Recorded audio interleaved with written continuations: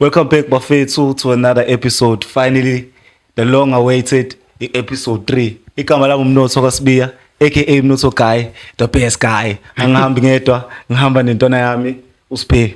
Abanye lapho uSiphe. Grendi bhuti wena njani? Hayi kuyaphileka. Bafethu emakhaya niyaphila. uSiphe lona mfethu umtshito Grendi.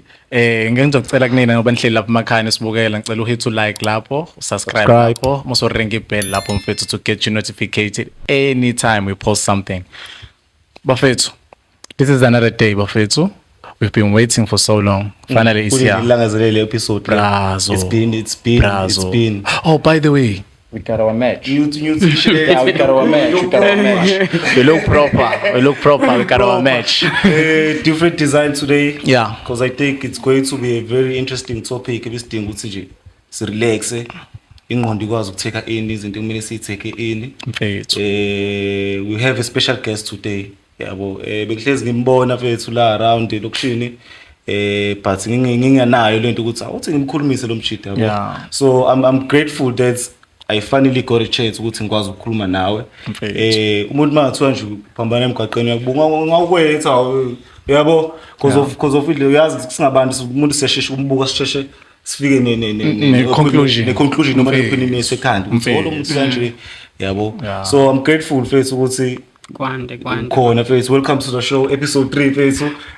Kwande thokoza nonke kwinjabulo kumenywa namhlanje futhi ngithemba nokuthi umdalo ophezukwazo zonke izinto umenzi engasipha ukhanyiseleka konke sobe sikuthola namhlanje kungatshala into ethize engqondweni zethu silime yabo silime sibe nenqubekela phambili sisebenze as a collective consciousness yakuleso sigude sikuzwe ngisho noma bekuthiwa senzani any field of endeavor yabo they should be like a constant wenqubekela mgomo ethize that continue to inspire, that continue ukuthi ikhuthaza abantu ngisho ukuthi izimo zizimbe kanjani bangasuki lapho. So ya kuyinjabulo kakhulu nentokozo ukuthi ngimenyiwe kulolu hlelo la namhlanje. Jabula thina. Ngiyacabanga ukuthi kwi topic yanamuhla which is healthy living. Njengomuntu bengithanda ukuthi sithi njengomuntu omnyama. Yabo izohlala kangcono kwabantu esikhuluma nabo kule episode. Namuhla sikhuluma ngehealthy living. Njengoba bekishilo we have a special guest. Igama lakho uPhupho. Yebo kanjalo. uPhupho abazali bangiqamba ukuthi uLindokuhle ngoba benefisa ukuthi ngenze okuhle kuzokuhle kungilandela. Amagama esifanele asilandele, fanele achaza ngezihlakalo and fanele akhiqize leso zenzo lezo zilethe leyo mizwa futhi eyidalwele ngayo. Ifuthi ingane uqalizwe but ekhaya also indlela abenza ngayo izinto. Ingane will always lean toward those teachings yabo that she or he normally expose you ekhaya. If kuyimfundiso eziqotho ezilungileyo nabazali beqotho beqinisekisa futhi beyigatsha ngokuthi sifuna ukuphila impilo eqotho, nengane izokhula imbathe leso sikhumba naleyo mizi ukuthi ke akukho kunye engakuzwa ngaphandle kwemfundiso zikababa. That's why mangabe kuthiwa unenja ekhaya ungavumi ukuthi lokho ifundiswa abantu abaningi. You need to create a relationship nayo first nobabili kuze kube nalobudlelwano obukhona ngoba mase khona omunye umuntu like ukhoza uqhekeko yabo. So kuba ne miscommunication ekhona, but if it's just two people there's a direct communication, it makes things easier yabo. So ngithemba ukuthi sizolapheka namhlanje ke ngiyayinikela nje kakhulu kumenzo phezukwazo zonke izinto. Siyabonga mfethu.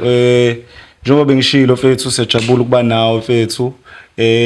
Bengisabuza ukuthi abantu bengakwazi njengoba uPhupho because mina ngikwazi ngoPhupho no Lindokuhle nje mabekubona abantu bethi Lindokuhle mabekubona emgaqweni nawo Lindokuhle bathi Phupho. Okay hayi mfethu. Mhlawumbe mfethu umbuzo oqala nje mfethu engathanda ukubuza nje mfethu ukuthi ukhulelephi, ukhule kanjani?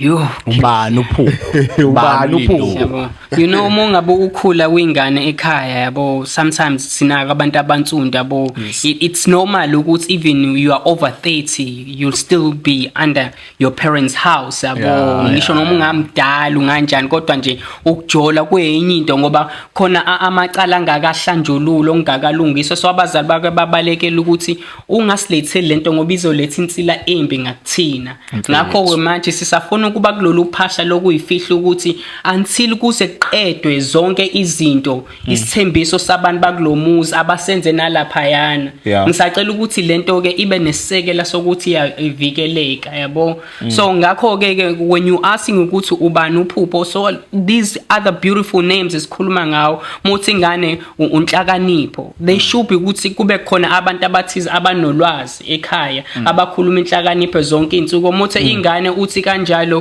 unhlanzeko they should be into ekuthiwa inhlanzeko vele ukuthi ingane izoba naleyo behavior leyo so leyo behavior engeke izikwazi ukuconflicta even ama desires engane that is destined for yabo so that we call it a cosmic identity okusho ukuthi kanjalo you identify yourself with this cosmology you identify with yourself with this cosmic energy that are taking place phambi kwamehlakho even as well in invisible field so those names they must follow you so yes ugogo wathi nguLindokuhle ngoba efuna ngiyenze khona ke okuhle yabo njengokuthi ke mokhulu ubona izinto eziningi ngakukhula kunaleni ukuthi iphupho lami ngifuna ukubona abantu abansundu bekhululeka ngazo zonke indlela yokuthi bakwazi ukuyichaza bakwazi ukuexpress abayiveze bayigade futhi kakhulu lokho kumele uzazi yabo so those names they must follow us but manje if imfundiso they conflict those names yabo kuke kube khona inkinga kuke kube khona division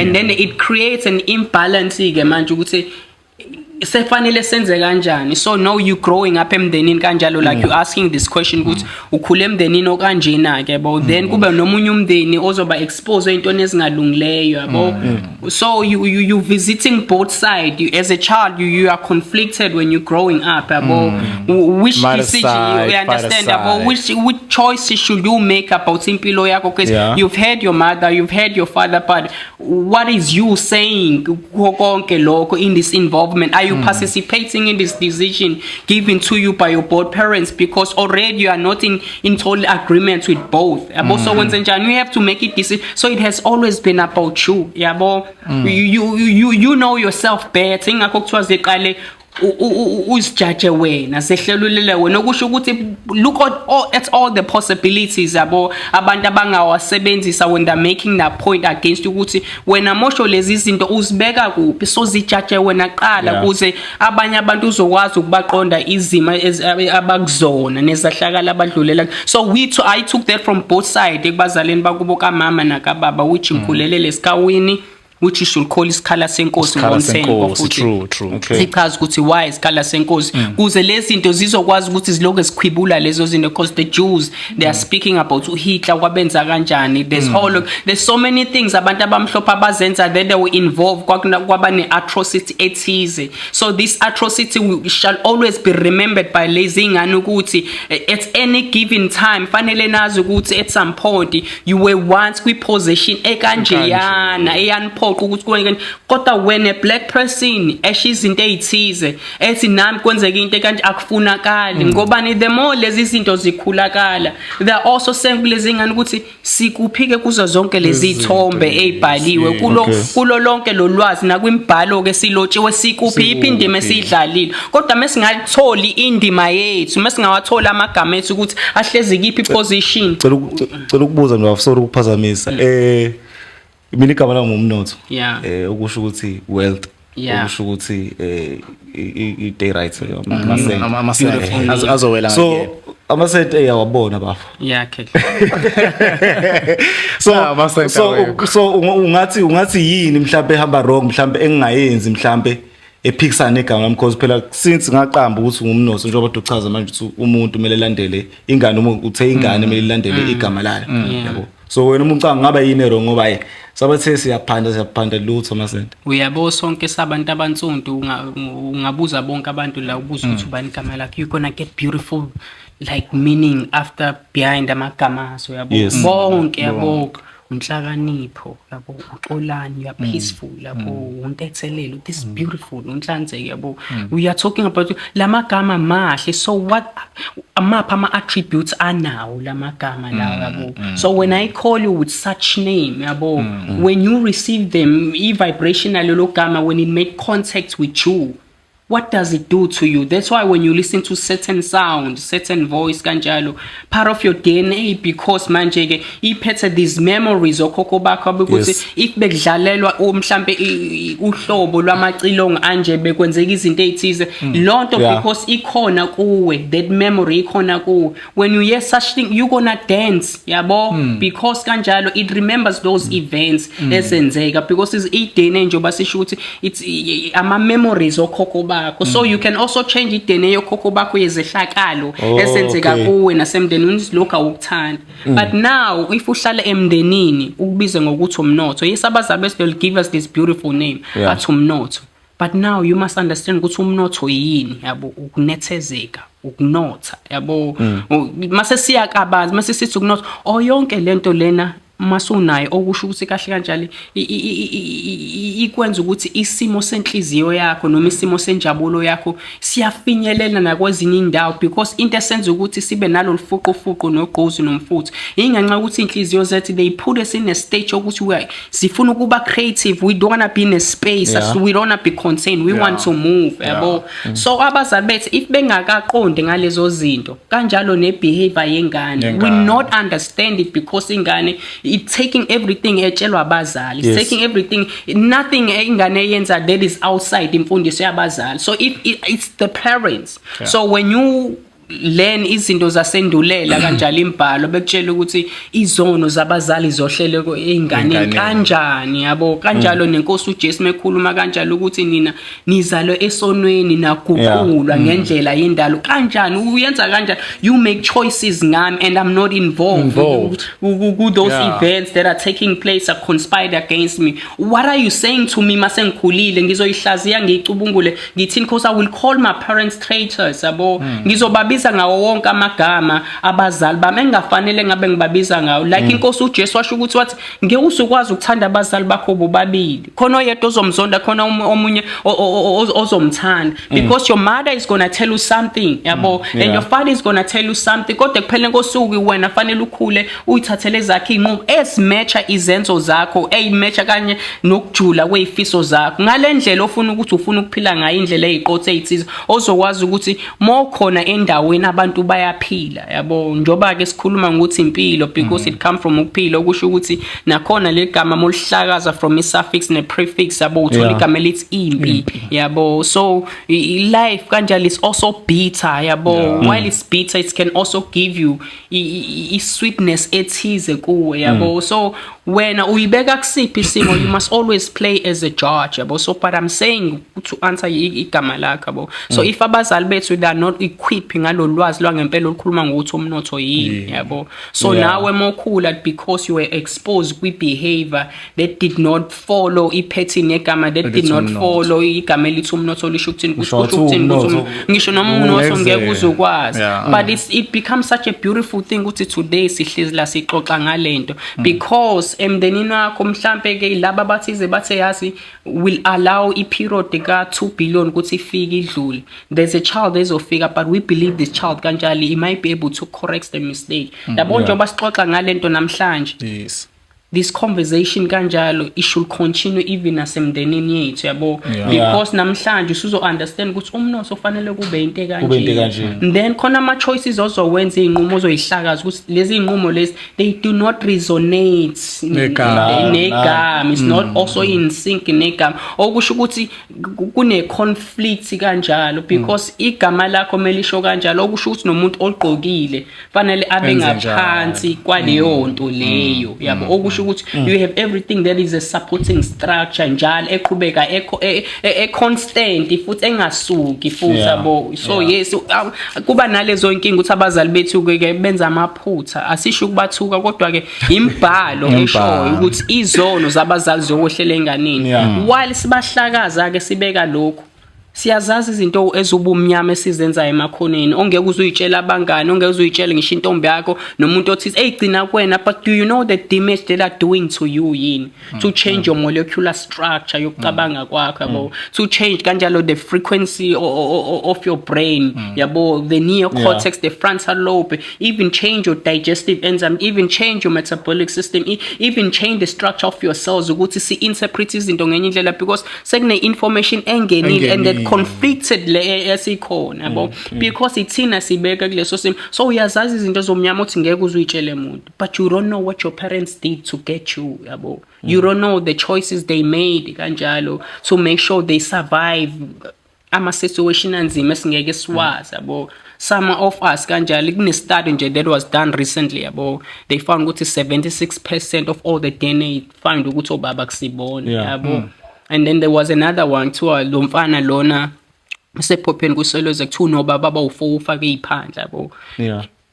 When you listen to that yabo, you don't know your belonging, awuzazi ukuthi ukuphi kanjalo yabo, you don't know where you have to suck in knowledge from kanjalo, because there's this person that has claimed your shelter empilweni yakho but has never told you like iqiniso eliphelele yabo. So uyazazi izinto ezomnyama uzenza but you don't know what your parents did yabo. So lezi zinto masithi kanjalo izono zabazazi yokwehlela enganeni, if you don't correct lokho usho silele kumina ilele kuwena. Once iqiniso usilazi, it becomes irresponsibility yakho ukuthi now I know this, what do I do with this? Because trust me, ungangaba nanlutho but ube sesimeni sokuthi kanjalo nalento yokuthi kanjalo isimo sakho uyacindezeleka, but yabo ulwazi meke lafika, it's gonna make you dance. When you dance like umzimba wakho mfethu uba nomdlandla othize, it allows you to be in that creative space because manje khona ulwazi osolungenile njengoba selifikile lo lwazi, let's say 2 liter,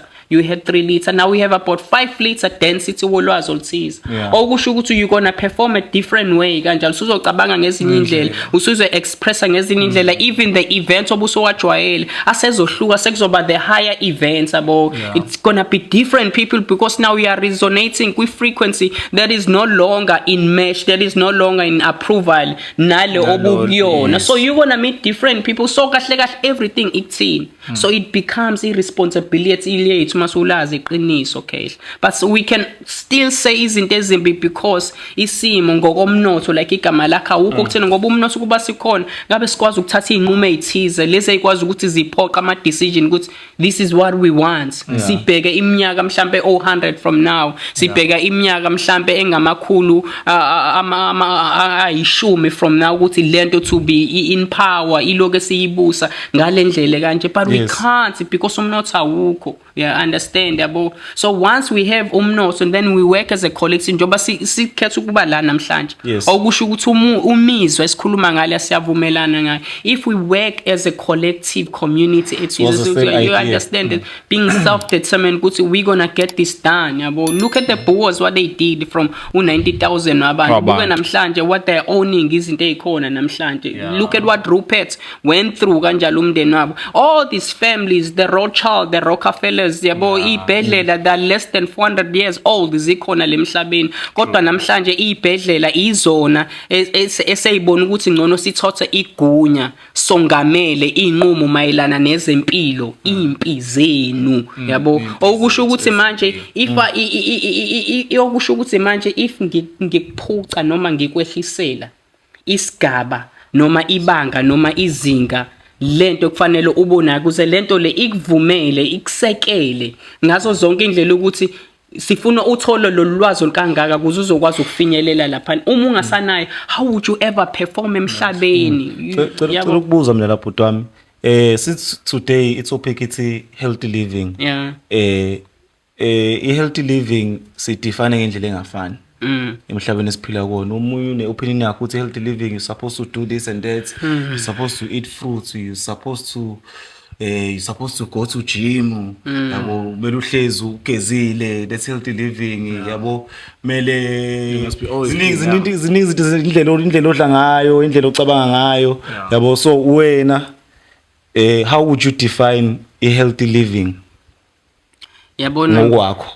Ngokwami ngithi kuyo yonke into oyenzayo uma injabulo yakhe ingaguquki yabo, iyona ke indlela yokuphila le ngoba uma indlela yakho yokuphila isiguquka isinemthelela enganayo inzuzo enhle kuwena khona part of you esilimele it requires you to go through healing yabo understand yabo kuze even ekhathi ezimbi mayifika you are able ukuthi ulwe nazo yabo you are able futhi ukuyigwema you are able even kanjalo to reverse kanjalo izinto ezimbi ezenzakalile emndenini if lezi izinto they are causing ama deformation ethize emndenini they are causing ama impediments emndenini you can correct them you can reverse them you can undo them yabo because you already know now. But if you are not in balanced state, you can always get picked up by another side because you're not balanced. Yeah. So yeah, for me, when we talk about healthy living, we have to look at those how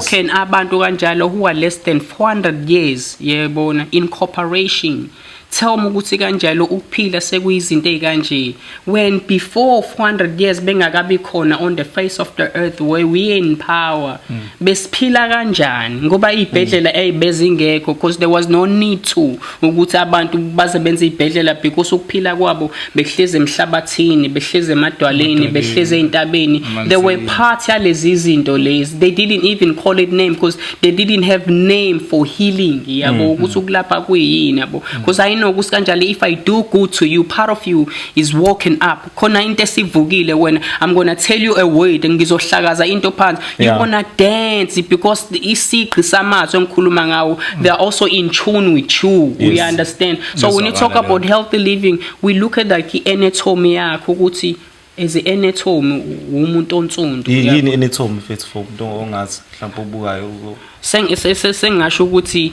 igaba zeziqu ezithize ezikumuntu ngaphakathi ukuthi ngaphakathi like we going to this point of having problem ngolimi lethu yabo manje I have to struggle ukuchazela ukuthi anatomy but anatomy ke isuke anatomy kahle isuke ihlakazi versus zonke isiqu somuntu ukuthi endaweni ezithize yini ekhona khonana yabo so ikutshela ngayo yonke lento yabo so manje ke zabantu fanele si understand kwi anatomy yethu le kwi molecular structure yethu ukuthi ke njoba sabantu abantsundu igazi lethu liyafana yini nalololunye uhlanga amathe ethu ayafana yini nalolunye uhlanga ama digestive enzyme ethu ayafana yini ngalolu hlanga ingqondo zethu ziyafana uma sekwenziwa ama clinical studies lama studies awenziwanga na ithina it's white people also futhi ababhala ngazo futhi inqwaba so they did ama clinical studies yabo banalento yokuloku ipromise ukuthi you are all the same kodwa ngali we are not the same yabo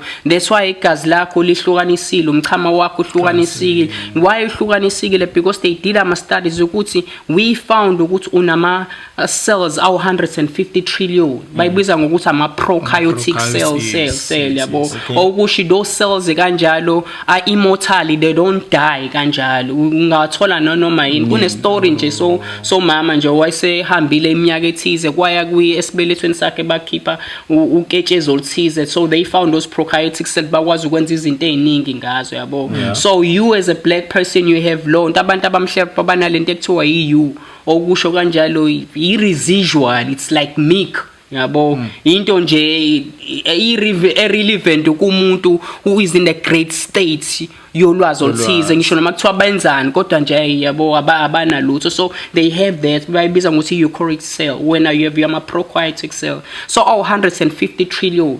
So if you have 150 trillions wama cells asemzimbeni wakho white people they have 50 trillions okusho ukuthi when you have more minerals you are more superior you have more uprova khona ukuthi umuntu omnyama akapheli so okusho ukuthi izifo eziningi khehla zizo attack abani if when you have 150 trillion when because when unama minerals amaningi ama minerals lawo that are easily attack are susceptible ku that are not present kubantu abamhlophe leso sifo ngeke sibe nemthelela othize because already that mineral abanayo just like they have ammonia yokuhlala endaweni ezama ice awukwazi ukuyenza wena lonto leyo yabo some others they have the element ye dragon ukuthi bangakudla ukudla and just ukuthi ukupheka ukudla kanjalo wena you don't have it. So khona izinto mesiyibuka kwi anatomy yakho, we also look at like i molecular structure yakhe, indlela your circadian rhythm, indlela wadala ngayo ukuthi wena wawuhlosela ukuthi udla ukudla okunjani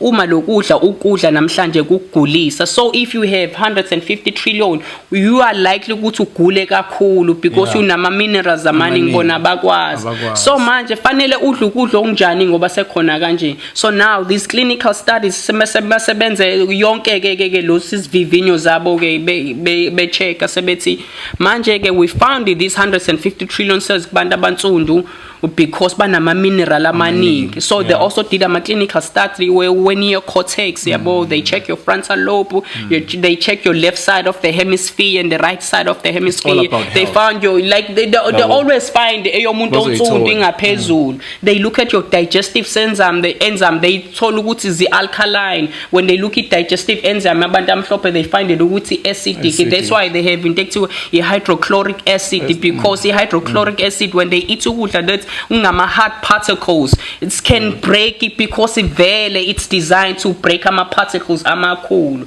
So when hydrochloric yakho it's cold idala ukuthi lento ifermente when. So yini abayenza abathi let's faka uflour, let's put beans, all this food esikucabangayo. So when they look at like ukuthi i-reacta kanjani i-saliva yakho lezi, they found ukuthi kanjalo i-relationship ibingekho between you nalokho kudla. Then they started putting fruits like from cucumber, from watermelon. These are the fruits kanjalo ukudla vele kufanele ukudla ngoba kuzinalento ekuthiwa H3O2 ama-hydrogen amathathu mase kuba nama-oxygen amabili yabo. And when you look at like mengabe kuthiwa suka si-check-a i-alkaline kumuntu, i-alkaline bake bathi-ke i-pH okusho ukuthi potential hydrogen. But why are we searching for i-potential hydrogen in food? Yini le nge-hydrogen so vital kanje ukuthi iyadingakala kufanele sisearch na i-iron kakhulu umuntu mengabe egule esuke nenkinga kuthi usuke ne-iron yabo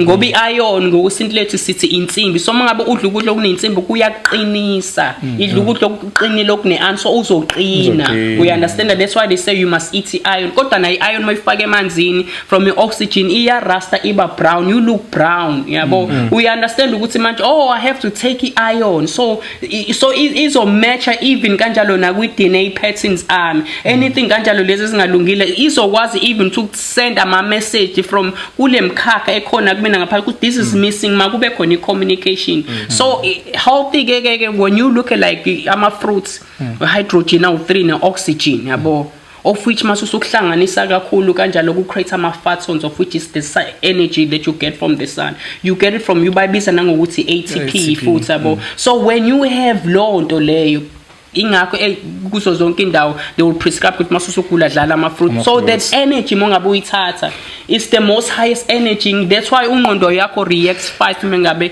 izwa into enoshukela because the brain reacts with fructose because fructose lapha ephakathi iyona that give you an instant oxygen oyidingayo umzimba wakho. So that's why mawugula isikhathi esiningi they tell ukuthi stay on the fruit diet just like umuntu kanjalo mediator they don't give umuntu amanzi, they give umuntu iselini okune dextrose. Phazamisa bafu ngiyakubona ngathi usuchaza ufuna ukuchaza lento bengithi ufuna ukuyibuza manje. So bengifuna ukubuza ukuthi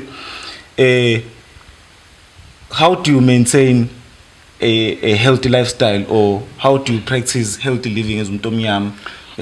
You can start maybe mhlambe ngokudla because I think emhlabeni esiphila kuona we are very modern and we are not careful of behavior esinayo kulezi insuku yabo. We check our phones kakhulu, we don't read, some of us don't pray, you know, abayebetha ba exercise mnothi abayebetha ba exercise yabo, abanye badla ukuthi sidla ukudla mina nje yabo nje leyo kudla singayikhuluma kuze kuse because I believe ukuthi yabona ekudleni kufile kakhulu ngoba nje kuningi okurong esikudla esingazi. So mina ngifuna ukubuza bhuti wami ukuthi how do you maintain a healthy lifestyle? Yabona amakhaya esisuka kuwona imfundiso ayifani namazinga okuhlaziya ukucubungula izinto asifani nezimo ezithize ezibabeka kuzo babe nokukhala nokulila ngaso sonke ayifani yabo. I can be inspired by into ethize that we allow me ukuthi I can afford ngento ekanjena. So abazali bethu mengukuthi umaintaina kanjani ke wena if 1 minute kanjalo uyasebenza next minute awusasebenza khomali yabo wenza lokho and the next thing ubuyele emuva. What are you saying kanjalo kuyicubu zakho zomzimba? What are you saying kuma social omzimba ukuthi athatha yonke into oyenzayo? So umaintaina kanjani when you are still kuma program that are also working against you yabo? The best way kanjalo if ngempela sekunzima like I always do, like I can survive ngemfino for 3 months or 4 months ngiloke ngidla yabo ngingakhathali yabo imfino yodwa yabo no let's say ukuthi imali anginayo yabo because I live with my auntie most of the time when I'm in Durban kanjalo ngihlala nosisi bami, so they are not vegans, they are not plant-based yabo. So if I don't have money I will find myself sengidla lokudla that I'm advocating abantu ukuthi ningakudli because yesimo. But once again it goes kwalento ukuthi there still is that is unhealed thina, because I shouldn't be making excuses ngalo nto leyo, you understand, because I already know iqiniso. So to maintain it yabo kungaba nzima kwesinye isikhathi unless if you are stable.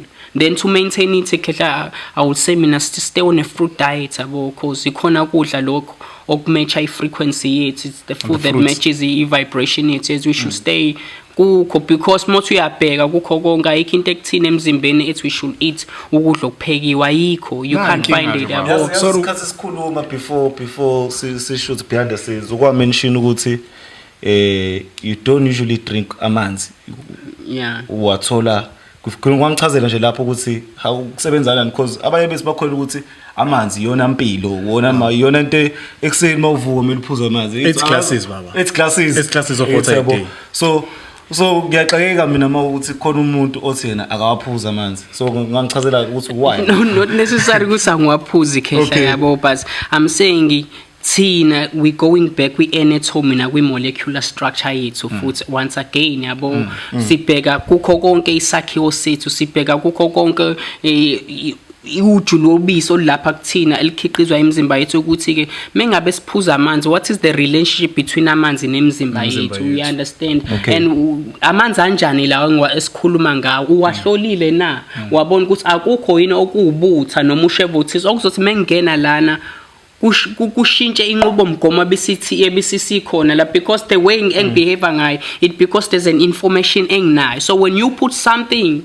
that is in conflict emzimbeni wami with the current obvious ngizoxabana ngizoba nenkinga. So ngizama ukusho ukuthi ngiyawaphuza but not noma kanjani. Kuke kube khona ikhathi uthola ukuthi like a week I would drink mhlawumbe 2 liters sengijwayele yabo if ngikuma fruit diet. So why are we saying that? First of all isiqu sakho samanzi yabo, you are 75% water. You take so much of the whole entire space yabo.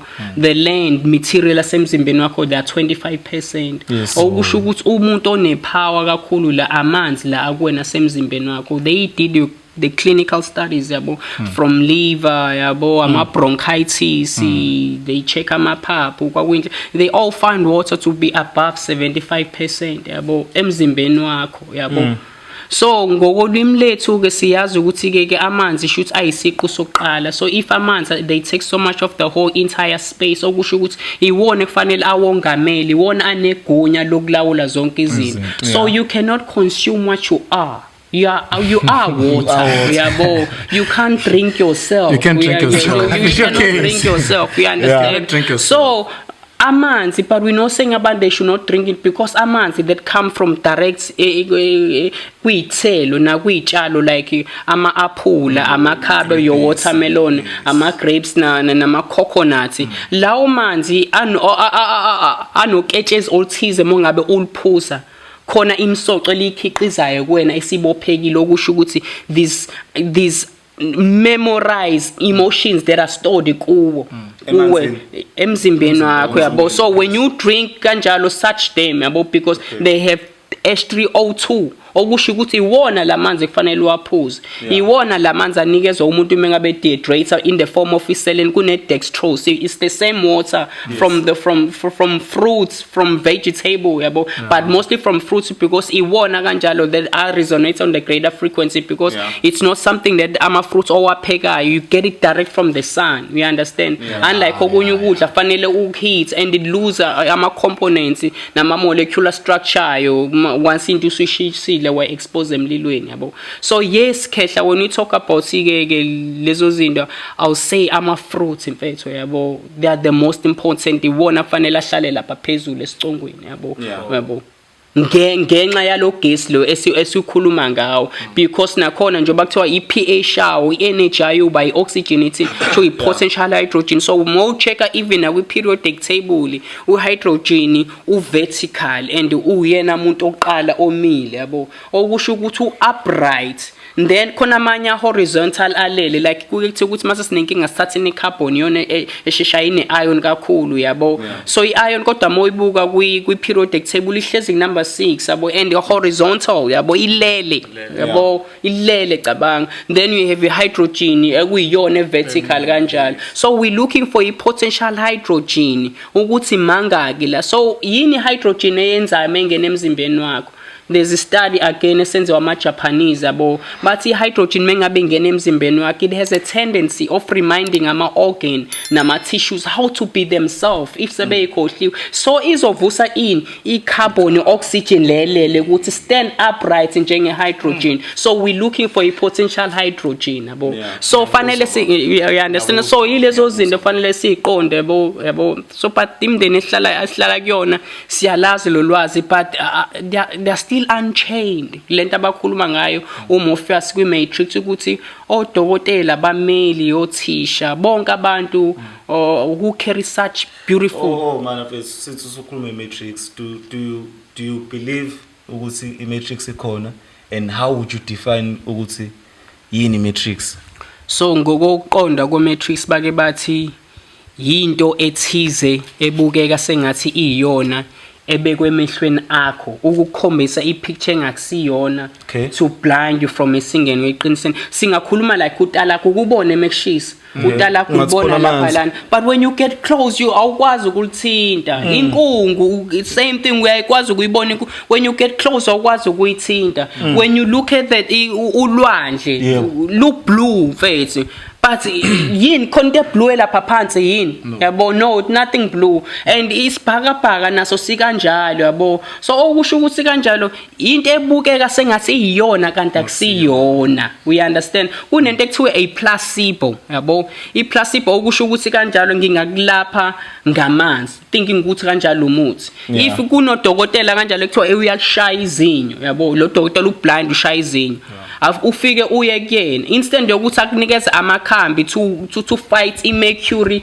infection lo onayo, kodwa udokotela kunimana kunikeza amanzi. When you go there, because ama testimonies always wangabantu every day and they're playing in your head every day, your brain is already saying and interpreting ukuthi kanjalo I'm gonna be healed by that person because they understand the power of your mind. So it's called i-placebo yabo. So ukulapha ke kwanamhlanje it actually plays kwi-placebo, kubukeka sengathi kuyinto ekhona kanti akusiyona. So that's i-Matrix esikuyona namhlanje yabo, ukuthi we think ukuthi senza lento le kodwa akubukeki kuyiyona because ekupheleni kosuku we discussing ngalezi inkinga today yabo, sixoxa ngazo ukuthi why are we failing if lento iqiniso ngempela. So we in the Matrix but we are still looking to get out. So whom are we trying to get out from? Ubani lo abasibambe lo key? Do you think what we're gonna get out? I believe as a collective consciousness, yes, we will, Khehla. As a collective, not as an individual. Not as an individual, Khehla. But yes, if you manage kanjalo to increase the energy, maybe you can save 30 people, which will be good on the spiritual realm because you will have a reward. Would say you've worked hard, you've got the soldiers, you got the best of the best, So yes, I believe as a collective consciousness, Khehla will win, Everything kanjalo, everything strive, everything kanjalo was won if kanjalo umndeni ububumbene. That's why mo checka ukuzalwa kwabantu ukuletha kwabantu mo checka from gestation noma mitosis kanjalo mobuka lento isuku ibombene ihlangene ayikho into eyihlukanisa until kuzokube khona i-conflict ethuka ephazamisa lento that creates division. Once sekune division siyahlukana ngembono akufanele sihlukane ngembono yabo. Namhlanje we have amavenda amapeta asikwazi ukuhlangana because cabanga ama language asihlukanisekile because manje ngenxa yalama barriers I cannot get to you ngikhulume nawe ungizwe. So as long lezi zinto esifuna ukuthi zisuke kungabi ne behavior yaze emndenini kuze singaloke zibhebhethekisa iimage wrong. We supposed to be the image of our fathers. Who was your father? The creator of the universe odale ukukhanya. But uvela kuphi uzokuhlakaza ukuchaza ukuthi ngisho ngokuthi kanje but you can't relate futhi uchaze kanjalo u recite these beautiful names uwasho uthi ngempela these names they suit you bayanfanela because most ubheka izenza ayifani. When we talk about healthy living, do you believe it's like primary, physically, mentally, spiritually, and spiritually endeavors, I mean? Yes, kakhulu mfethu yabo njoba can you please elaborate on that one? Yabo let's say for instance mhlambe uyagula yabo uyubheka ama fruits are red kanjalo isikhathi esiningi bake bathi alwa negazi kanjalo it's red yabo. So the minutes namo icabanga u red is almost like violence yabo. So violence will always spill igazi ngase. So when you eat red yabo what's in your blood kanjalo mengabe ngidla so igazi lami it should have something that is matches frequency yayo that is matching vibration. I'm gonna lizo react ngendlela ephezulu which izokhiqiza mhlambe izimo ezithize izehlakala ukuthi zenzeke kumina so they will lead me le engiyakhona. So yes they can work spiritually yabo namanye futhi physiological ayadila futhi namanye nayengqondo futhi ayadila just like ama grapes awengqondo yabo. And I didn't know that. Yes, dawenqondo ama grapes, ama berries, nama cherries. Ama fruits ngokuchaza manje ukuthi so ama grapes awengqondo. Ama fruits ahlukana ukuthi lawo okwenza lokho. Ayahlukana yebo njengoba ngisho nje ukuthi because I've been concerned kakhulu ngengqondo yabo working nabantu abane Alzheimer nalabantu abane bipolar yabo ne Parkinson kakhulu yabo and I realized kukho konke ukuthi yabo ngifailile because there was a shortage yolwazi olthize. So when I started looking at the brain ukuthi what are the things kanjalo that complements the brain yabo and I had to start ngalama fruits ukuthi how long the grapes have been on our planet yabo kusho ukuthi kanjalo if they've been for a period of 100,000 years if I eat berries for isikhathi esithize and go through cycle ethize imini kanjalo I can have ulwazi la 100,000 years. If there are fruits that are over 2 million years yabo if I stay on those fruit kanjalo I will be able to draw the aspects and nama events that took place about 2 million years or 500 million years because I'm on those fruits because they resonate ngalo frequency they've recorded the events that took place ngalezo insuku lezo yabo. So yes nayi inkinga nje ngaxolisa ukuphula ulimi nayi inkinga enjalo sebeyajova ke lama fruits uzovela bemakhulu yabo nje ngiye ngathi ngiseyitolo ngabona umango hayi esihlahleni awukho mngaka hayi awukho mngaka esihlahleni yabo izinto esibhekana nazo ngizama ukuvezela ukuthi as much as those fruits are important but they also dangerous to us because of what they are doing to them. Yeah, bayawenza kwesinye isikhathi uyaba nenhlahla uthola ukuthi babhala ngeitika kufanele ulandele imigudu yabo ukuthi omengabe neitika kanje asho ukuthini kanje yabo. So abanye uyaba fortunate uthola ukuthi bakwenzile but when you selling ukudla which is the products for human ukuthi bakudle but you're not telling them ngama properties alaphayana, you're not telling them ngama side effects alaphayana, you're not telling them how detrimental the food is yini selaphayana. Because if I give you something I should tell you ukuthi nazi izinto kanjalo ozoyizuza ngalokho kudla but if I put something that changes your chemical structure, your chemical reaction, it also gonna interpret ulwazi olumbe ngqondweni yakhe, it also changes your spirituality because you're gonna drop ngama frequency. When you drop ngama frequency you also gonna buy yourself ticket lokuthi you are inviting amadlozi athize that are resonating with frequency ephansi. So even amaphupha akho kanjalo they lose lolo lwazi. So bafuna ukuphazamisa kancane, you've been using this word a lot, frequency. Yeah. So can you please explain what is frequency?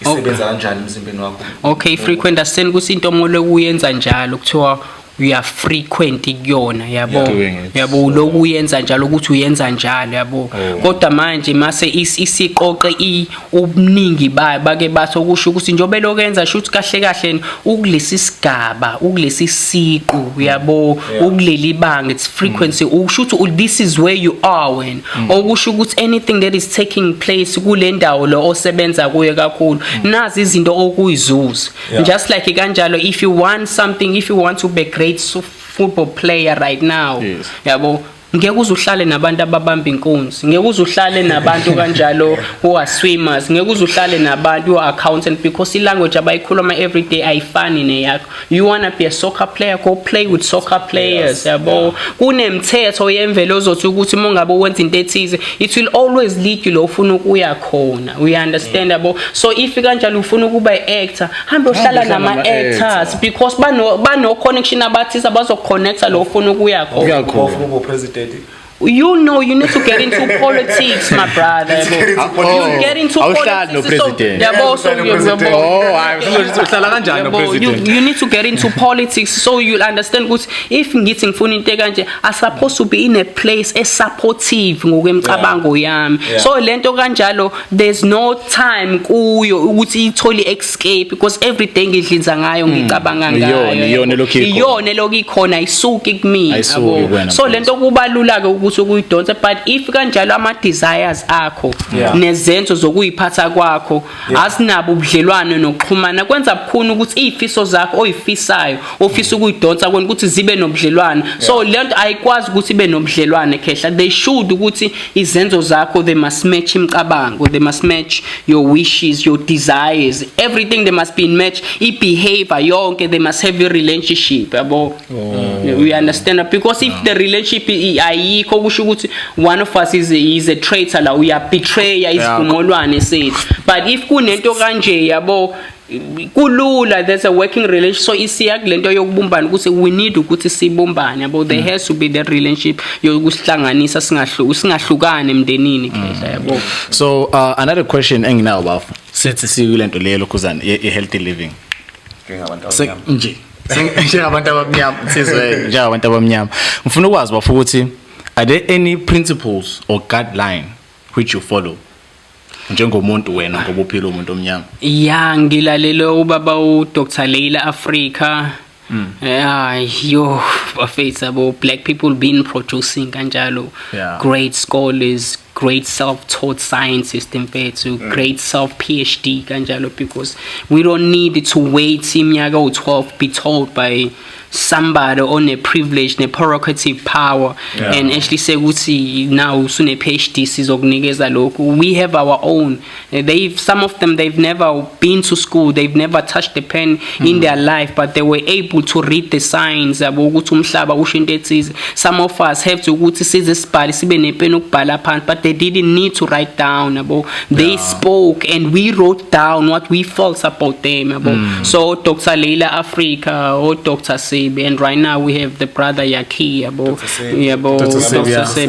so ibona laba engibukele kubona kakhulu and namhlanje ngisafunda kakhulu because momozwa umuntu onsundu methu uyachaza udaba lakhe because fanele akwenza ukuthi uxhumane nesimo akuso so izinto uzoyibuka ngalendlela uzoqonda ukuthi why enza ngalendlela enza ngayo yabo so when you listen stories sabantu abansundu yozinoju you dance you dance ibhutwami because ngathi khona izinto ephathe kuwena ezithola phakathi we all have this biological internal compass sabantu abansundu esinayo esihlanganisa because indlela esikhulwe ngayo iyafana so it easy to recognize each other's mistake it easy to recognize each other's current problem ukuthi we in this problem because somebody put us kulezazinto yabo so we have stories from black people great ibona abantu engibukele kubona Leila Africa no Dr Sebi no Yaki right now yabo so umbuzo sisuka lapho vele ekubuze lwambuzo ngifuna ukubuza ukuthi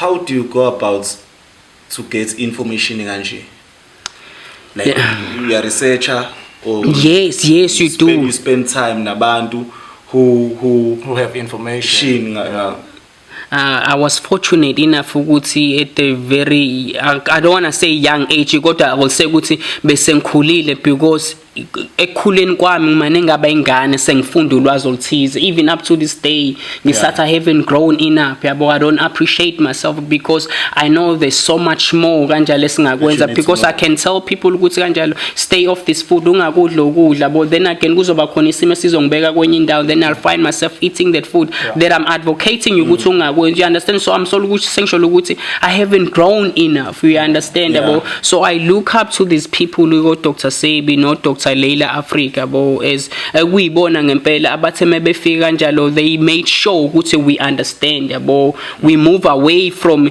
kula indlela le esesichazelwe yona ukuthi siyisona. So as abantu abantsundu thina will progress on our own ngaphandle ukuthi sithola ama handouts, ngaphandle ukuthi being assisted, because we are connected. But if you are not connected yabo, lolu lwazi it's gonna go missing. So abantu they stay with Google, with internet searching for ulwazi oluthize yabo. But if you are a spiritual person okusho ukuthi kanjalo khona ezinye izinto okholelwa ke ngokuthi abanye bakholelwa ukuthi ngizoya emadalweni, ngizoya emfuleni yabo, noma omunye ngizofasta ukusho ngizozila ngingathi, bayazi ukuthi khona izinto ezizokwenzeka kumina yabo. So when those things we do it, we perform them khehla bo, because I had problem ukuthi bengifast mhlambe ngithi I will do like 3 days, on the second day ngibe nenkinga, I will break down ngaso zonke isikhathi, because too fat it means you don't put nothing except water, we understand yabo. So if umzimba wakho ungajwayele to be in the state yokuthi kanjalo I'm being deprived of food, by this time by 4 o'clock I'm supposed to be having my diabetes, I'm supposed to be having my cancer, I'm supposed to be having my HIV,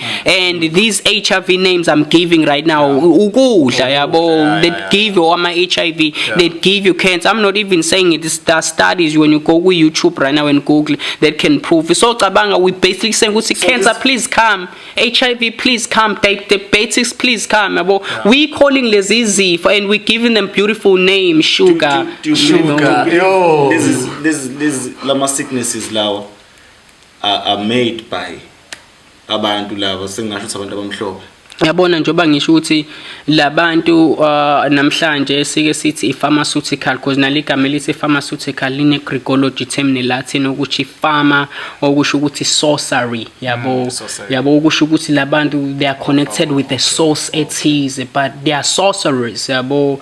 Pharmakeia, pharmaceutical yabo, the devilish people kanjalo yabo, the witchcraft yabo. So if it's a witchcraft kwenzeke kanjani ukuthi nize nibe negunya lonkangamela inqumo enithathayo ngeimpilo zabantu na kwenzeke kanjani? So sizokhuluma ukuthi you are less than 400 years ukhona la emhlabeni, you are a corporation yabo. But prior to that abantu bebephila iminyaka beze bedlula even inkulungwane ezithize nezigidi ezithize. That's why kuthiwa bebe ascenda bedlulela kweminye imikhathi beshintsha iziqu zezinyama zabo zibe olunye uhlobo yabo. Njengoba wena sikwi physical plane right now, khona abantu abaku spiritual plane, khona abantu abakanjalo ama celestial plane yabo. Kanjalo ngokwemkhathi yakhona ukuthi kunezigaba ezithize odlula kuzona yabo. So yes khehla kukho konke mfethu as people diet kanjalo, it's supposed ukuthi ikubeke esimene sikanjalo ukwazi ukuthi uxhumane nezinto lezo oyifunayo, because it's So but for what I'm about to ask you is just any challenges, just like challenges amalokuzana of healthy lifestyle, like the biggest challenges like usuwahlangabezana now. Like I said khehla bokuthi I'm a plant based yabo. Me being a plant based kanjalo I prefer ukudla izinto zasemhlabathini yabo. So sometimes kungaphela mhlambe like a month or 2 months, 6 months uthola ukuthi I'm not receiving nothing from what yabo ekumele ngabe kuyakwenzeka, and then I find my position now ngidla lokudla lokho engithi kanjalo don't eat it yabo, because ngisasekhaya I'm still performing ama duties, I'm happy, I'm not thinking izinto ezile, I'm sick ukuthi I'm living for this present moment. So ngithola sengikudla lokudla yabo. So those are the challenges akabe khona khehla yabo. Okay, so you vegan? yes, when you say vegan akuzwakali kahle because you a vegetarian. let me just say plant-based. Plant-based. Because manje when you say vegan eats everything. What's the difference? It look fancy. I don't understand the meaning yayo yabo actually ukuthi lisho ukuthini vegan but yabo but manje when you say vegan bahlanganisa nazo zonke izinto so you normal as a vegan khona izinto ozoyithola that you know ukuthi these are not plant-based food akufanele ukudla ngoba kuzokulimaza yabo. So let's just say plant-based okusho ukuthi I'm living healthy yabo. So but izimo ezike zibe khona izona lezi ngeke ngiyibalile khehla bo but mina nje nginemali nje I khehla fruitarian veggie khehla yabo. Uwa mention afethu sixoxa bese before beyanda simiyawuthanda ke ingxoxo beyanda senze ngoba zijuice uyiphinde kwazi uphinde zijuice mase kushuthi uwa mention afethu ukuthi besikhuluma ngenyama ukuthi ukudla inyama awukwazi ukudla inyama njengomuntu uyinyama nawe. Yebo khehla yabo. So can you explain about ngoba ungatshela umuntu uthi inyama idliwa so yabona nalo ulwazi esamba ngalo mhlambe sinolwazi lamadlozi athize akuthina eswamanifestile ngezenzo zabo esimanifeste ama choices abo esimanifeste ama events nezahlakalo nakho konke abadlule kukhama simanifestile lezo zinto and lawo madlozi there's a decision abayenza themselves yabo abasayina to whatever that God yabo ababemkhonza ukuthi thina simisela ukuthi sizoba ngaphansi kwakho because today uyabona ama corsets enzani yabo they're not concerned ngokushintsha izinto ezenzakalayo because ubukhosi mase sefile ubukhosi uyabuthatha isuka inkosi ebingenzi ngendlela ekuyiyona eqotho you can learn istory kanjalo zomalandela yabo you can learn istory ezandulela ukuthi kwenzakalani ngomalandela how he was helped by uLumakhanda how isizwe sakaZulu came about it wasn't actually ingane zikamalandela so zonke lezi izinto umoyibuka khona izinto that are missing from for like bringing umndeni together nesizwe ukuthi sihlangane sisodwa so that knowledge kanjalo if ingahlangene kahle yabo nolwazi it goes missing so now to answer lento yakho yenyama so kuke kuba madlozi uthola ukuthi eminyakeni o10,000 bebehlaba yabo. So babe bangaki compared to those uzothola ukuthi isikali sasesincane and then we saying ukuthi kanjalo because impilo zethu ayiqala eminyakeni o10,000 sacela ubuyele emuva ke mhlawumbe eminyakeni o100,000 years ago you find lesser people ababengabulali yabo moloku ubuyele emuva you get to understand ukuthi beningabulali benephobe beniphila kanjani kwenzakaleni zenibulala yabo because somebody had to mess up kanjalo ama genes akhe yabo somebody had to mess up ne molecular structure yakho somebody has to change your whole entire biology ukuthi interprete ngendlela ehlukile because some other scriptures they speaks about these children of God who were taken out of that natural environment to be in a natural environment it means kanjalo uwena uphelele wisiqu sakho konke wisiqala wisiphethe okusho ukuthi awungabazi ngakho konke wisiqiniseke ukukho konke okwenzayo but namhlanje you can't carry those names abo ube nesiqiniseke uyiqaqa uthi vele kuyikhona and stand by yourself but white people they can go a police station abantu abamnyama and ban the white car and ban the cars government cars black cops do not even make an attempt to shoot back abantu abamhlophe yabo but when as a black person awukwazi ukwenza lokho yabo because now fanele understand about ama derogative abantu abamhlophe ama prerogative abantu abamhlophe ukuthi kukho konke ke manje buka lento wena umuntu onsundu ikubeka kuphi yabo so we have difficulties ekuthize emndeni because indlela abazali bethu abasifundise ngayiyona so now so kuzovela amadlozi that will inspire ukuthi ke inyama ku right but when you look at like ngendlela yeBhayibheli uNkulunkulu it's telling Adam and Eve ukuthi dlani nama plants kube imfino yeni noqadelo enini laphe ngakuba makhambi also instructed animals so ukuthi kanjalo idlana ama plants akukho la kwathiwa babulale but he said to them do not kill period okusho ukuthi angisho ukuthi mhlawumbe you can kill after for I said ungabulali or at all you understand the period then uNkulunkulu wahluleka yini ukutshela Adam no Eve yabo ukuthi ngisho ukuthi nokuthi because after lesi sehlakalo kwaphela iminyaka eyinkulungwane ezimbili yabo 2000 years kwafika uMoses mayfika umndeni wakaMoses is being persecuted, is being tormented, is being tortured every day by umndeni nesizwe saka Pharaoh. uMoses is not experiencing any of these hardship yabo because uhlezi kahle yabo uyabona udla kamnandi lapha ka Pharaoh yabo udla yonke into umndeni wakhe uyazi lento. Then uMoses when he grow ngelinye ilanga wesenolwazi oluthize yabo use challenge uFaro uthi let my people go usene confident because now I have olunye ulwazi that you don't have. I know what you've been doing to our people yabo. So when he finally managed to get his people out kugrip ka Pharaoh so sebehamba yabo uMoses yabo he's telling them ukuthi uthe uNkulunkulu ningazihla lezilwane kanje. Now the scripture says ukuthi kanjalo I'm not an author of confusion. That's the creator speaking. Sekuthi I'm not an author of confusion. Ngeke ngisho into manje ngiphinde ngiyiphikise futhi mina ngeke ngiyenze lento. So you mean to tell me ukuthi uNkulunkulu waye kutshela Adam no Eve ukuthi ababulala nahlaba no circumcise walinda 2000 years ukuthi kufike uMose onga experience angi apartheid nokuhlunyezwa kade ehlala no Pharaoh ashintshe imithetho kaMdali na. Why Moses was the only prophet ongakwazanga ukubona izwe lesithembisi. He was a prophet ezosiza abantu wafa up to this day ama scriptures they say ukuthi kanjani asimazi ukuthi ukuphi kwenzakalani ngaye akalibonanga izwe lesithembisi because he invented a lie about the creator yabo. So yabo i-healthy lifestyle kanjalo sonke we wake up every day sinemdlinzo ekhona yabo. This is how I want to be mhlambe in the next 5 years from now ngifuna ukuthola lezi zinto kanje but now fanele ubheke izimo ke izimo ekufanele uyikhiqize izimo ekufanele uzakhe izokwazi ukuthi zihlangabeze lezo zinto lezo. But then if we are in an environment kanjalo the engasekeli environment that is not drawing, environment that is not attracting ifiso zethu kuyaye kube bukhuna. So I will say to you kanjalo, are you happy with the state of your mind? Are you happy with the state your position yakho yini? Izehlakala ezenzakala kwizimo zakho if ungepho happy let's work on what you are not happy of kanjalo sikuhlakaze and replace it with something else and slowly people they will understand will get connected back to the source because we are slowly uncutting and unmemorizing zonke lezi zinto ezimbi that are stored kuthina yabo. So so sesigoqa mfowethu sesivala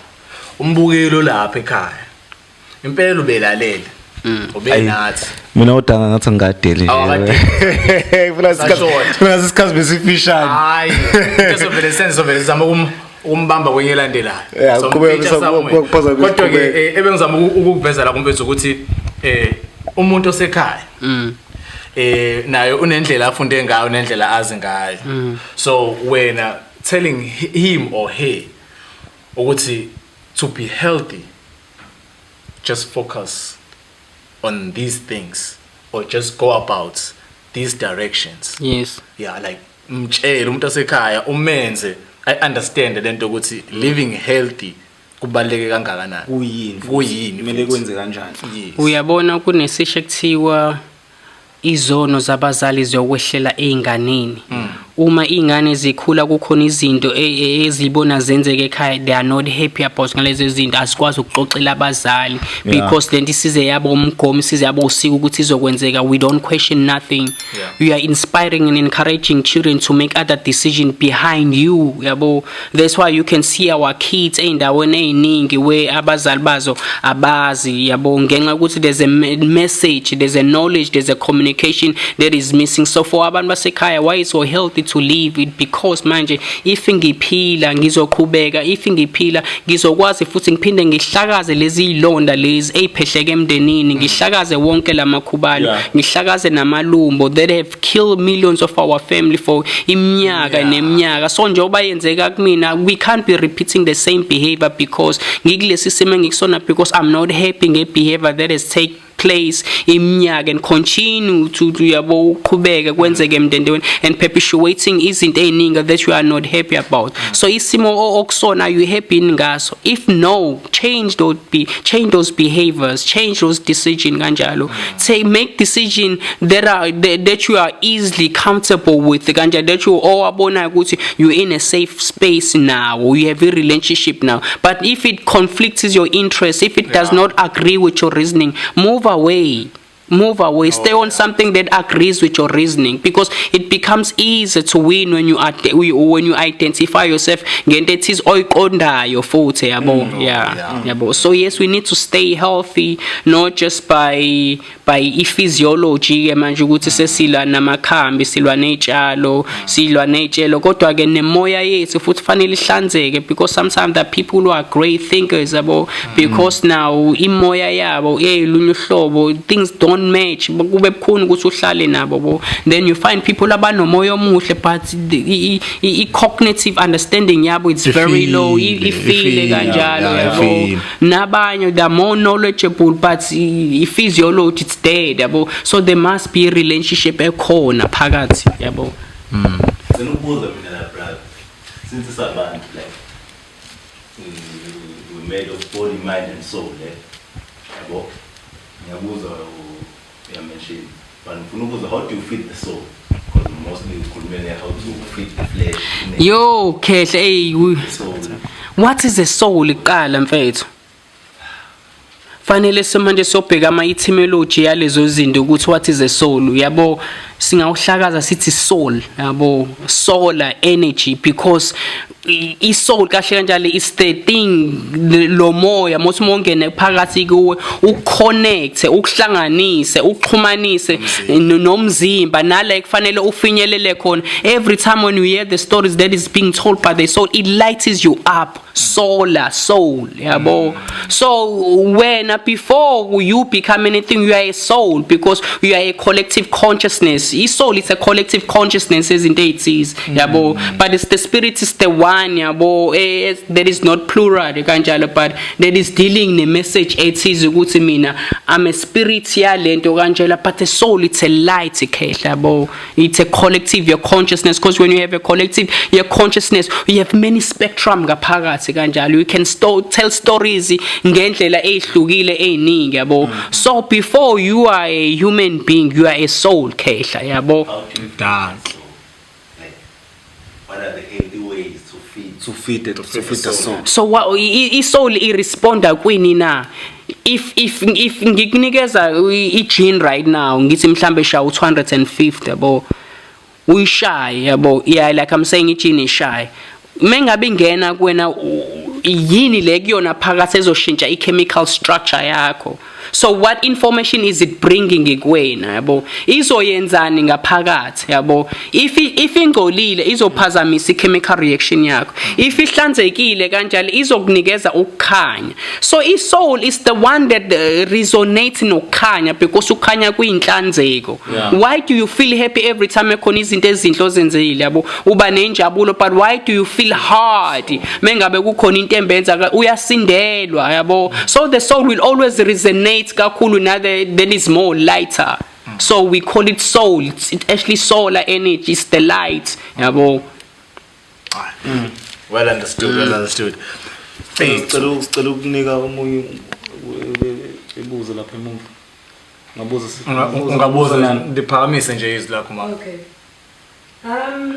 So I want to know, with regards to resonating to the light, what about those people that are actually born into darkness and that's what they know, and it doesn't feel wrong to actually do what we consider to be bad?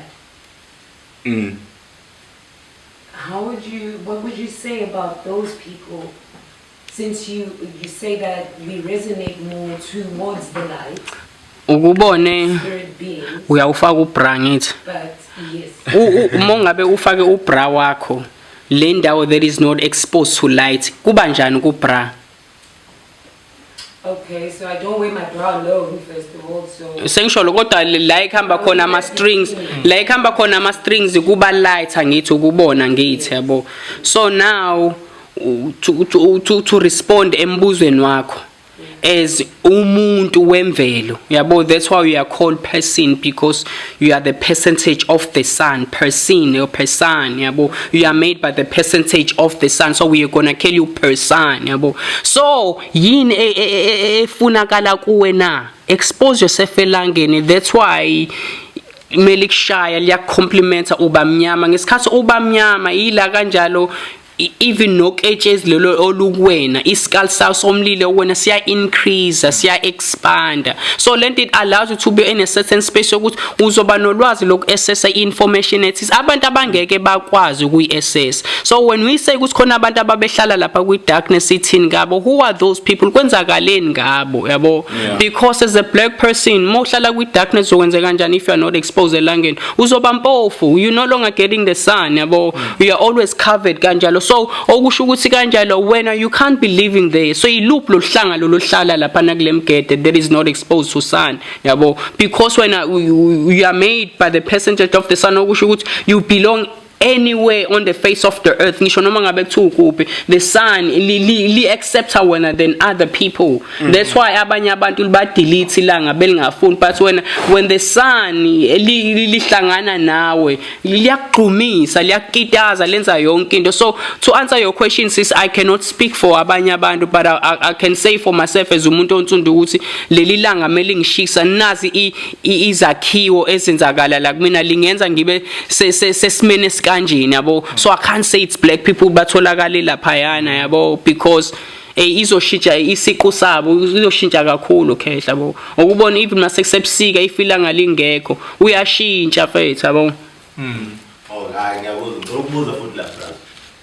We have these 4 elements of nature yabo, which is the wind, the fire, water and earth or land yabo. And it is said those elements, they exist even within the human body. Yeah. So how do you balance those elements such that they don't conflict each other? Because you know water and fire, you know. Isazoya kule mfundo yebele ukuthi sikhule sifunda ini ekhaya yabo, yini lesibe expose kuyona, yini le abazali besaba benesiqiniseko ngayo yokuthi siyayiqonda lezi igaba zokuphila komuntu ukuthi fanele adlule kuzona na. Right now kuyanetha kunemvula eziningi yabo, we should be in the Pisces era, there's a lot of water yabo. Then umusuka ke uyongena ebusika yabo, now it's speaking about earth because everything is grounded, there's nothing kanjalo yabo. Then from there uyasuka kanjalo kuba neziphepho ngabo July to August kanjalo, that's an era yabo. Mase kuthi from go August kuya ko September kanjalo kusikwe seqala isama yabo, that's fire elements ezikuwena ngaphakathi. Into yakho ukuziphile idinga ilanga yabo. Ilanga le elingekho khona cabanga utshana bukho izihlahla zikho cabanga, but ilanga mele khona kakhulu everything grows, it comes yabo.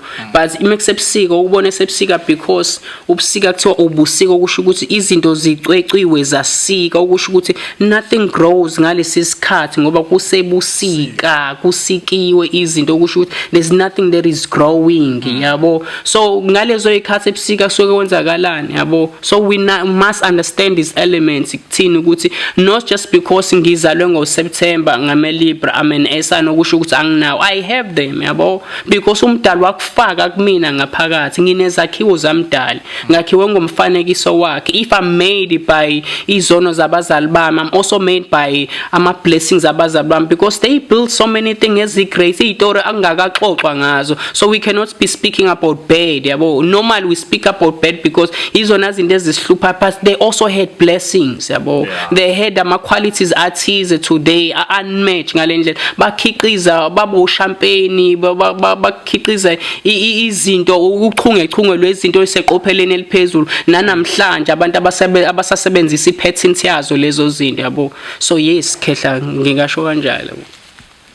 Yaphendule yabo. Hayi. Kufanele uphenduleke nsizwa, kufanele uphenduleke. Ngiyacabanga usesifike ekugcineni kweepisode yethu. Usemnandi kakhulu kuningi besafisa. Time is against us. Besafisa ziningi besafisa uyibuza mina ziningi kakhulu. Yeah, safuna ukukhuluma ngo religion, Sakhuluma ngespirit. Kumele sixoxe ngakho. Kubalekile kumele sixoxe ngakho yabo. Nje sakhuluma ngakho but siyabonga kakhulu mfethu uzosivakashela ku show yethu. Bekumnandi kakhulu ukuthi uzosivakashela. Ngiyathemba ukuthi asigcine ukubana ngifisa kanjalo nami. Sazohlala nje even besides ukuthi sizokwenza ama episode. Ngifisa kanjalo. And ngicela nje mfethu ubakhumbuze emakhaya ukuthi besihleli nobani namhlanje kuphi. Namhlanje benihlezi noLindokuhle, uPhupho Mkwena, ohlezi khona la kuvuthwa mini yabo. Ngibuye ngibe ngokuhlala enkabeni zakwaMasha edolobha neTheku, ngibe khona ngalapho ngokwenza neminye imisebenzi ukuthola ukuthi umuntu usezophuma. Kodwa ikhathi eningi bakhona lesikhaleni senkosi noma kubo kwaMasha yabo. uLindokuhle Phupho Mkwena. Nizwele akukho engakutholanga uma ungafundanga namhlanje hayi likhona linye ithuba lokuthi uphinde ufunde. Sithanda ukubonga leli thuba bafethu. We truly appreciate it. Bafethu, you know what to do, ne? Hit like, subscribe and ring the bell to get yourself notified. Sithini business format sithi? Vuka. Sithi ithi uyalala or uyavuka. It's either uyalala or uyavuka. Siyabonga. Sikwanda kwanda. Siyabonga bafethu, siyabonga kwanda. Sekushaduna nana.